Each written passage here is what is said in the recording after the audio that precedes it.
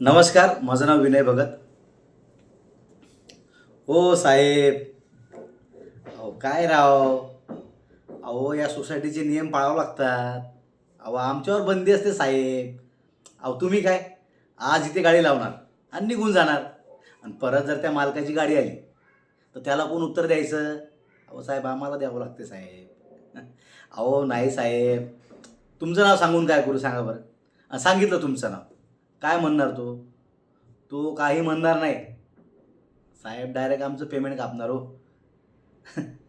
आणि आम्हाला पेमेंट आहे तरी किती? तुमचा 4 दिवसाचा पगार म्हणजे आमचं महिन्याभराचं पेमेंट साहेब.